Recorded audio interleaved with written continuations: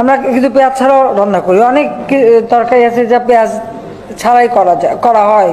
তো বেগুন দিয়ে বেগুনি না খেয়ে আরও যে সবজি সহজলভ্য আছে সেটা দিয়ে খেলেই হয়, আমরা তাই খাই। মিষ্টি কুমড়া দিয়েও খুব ভালো বেগুনি না বানায়, মিষ্টি কুমড়া দিয়েও বেগুনি বানানো যায়, সেভাবে আমরা করি, সেভাবে করা যায়। অনেকেই কিন্তু মাংস খেতে চায় না, মাংসের পরিবর্তে এখন কাঁঠাল, এবং এই কাঁচা কাঁঠাল।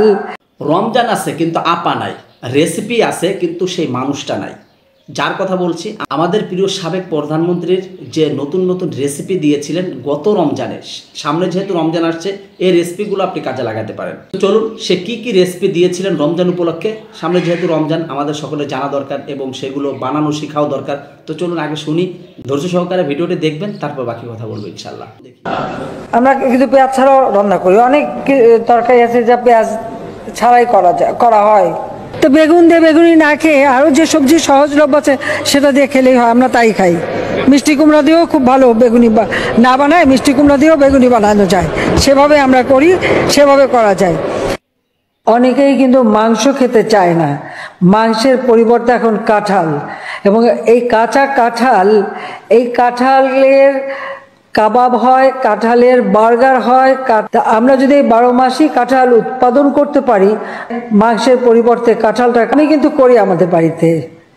কাঁঠালে কাবাব করি, মাংসের পরিবর্তে কাঁঠালটা দিয়ে আমরা ওই স্বামী কাবাব বানানো বা বার্গার বানানো। কারণ এখন যেটা করতে হয় যে যখন কাঁঠালের সিজন আসে, কাঁচা কাঁঠাল একটু হলুদ দিয়ে সিদ্ধ করে ডিপ ফ্রিজে রেখে দিয়ে 12 মাস ব্যবহার করি।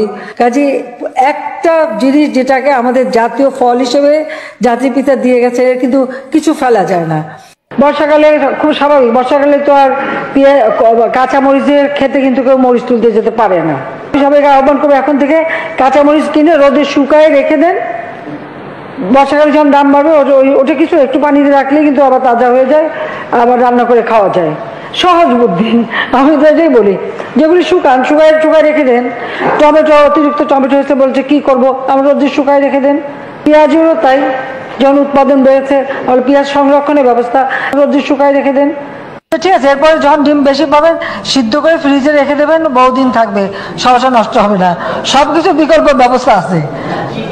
ডিম সিদ্ধ করে আপনি যদি জিপলকে করে ডিপেও রেখে দেন, ডিম ভালো থাকে অনেক দিন। রান্না করার সময় আরামে রান্না করে খাওয়া যায়, ভর্তা করেও খাওয়া যায়। আমরা রাখি, খাই দেখে বলি আর কি। এগুলো তো নিজের থেকে শেখা। আর পেঁয়াজ তো আছে, এখন তো পেঁয়াজের শুকনা পেঁয়াজ এসে বাজারে, সেটার ব্যবস্থা করা হচ্ছে। আমরা মাছে ভাতে বাঙালি, এই মাছে ভাতে বাঙালি হিসেবেই যেন আমরা থাকতে পারি। আর এখন মাছের কাটা একটা সমস্যা, অনেকে মাছ খেতে চায় না, কিন্তু প্রক্রিয়াজাত করলে পরে কিন্তু এই কাটাও কিন্তু নরম করে ফেলা যায় এবং খাওয়া যায়, এবং সেটা খুব বেশি কঠিন না, এমনকি ঘরে ঘরেও করতে পারেন। আপনারা যদি প্রেসার কুকারে মাছ 1 ঘন্টা 10 মিনিট সিদ্ধ করেন, মাছের কিন্তু কাটা নরম হয়ে যায়। মাছের মতনই থাকবে, কিন্তু কাটা নরম হয়ে যাবে, এবং আপনারা সেটা বাচ্চাদেরও খাওয়াতে পারবেন, এতে কোনো অসুবিধা হয় না। কাজে আমরা কিন্তু এটা করি, একটু রেসিপিও দিয়ে দিলাম সাথে, যাতে আপনাদের ঘরে কাটার সমস্যাটা না থাকে।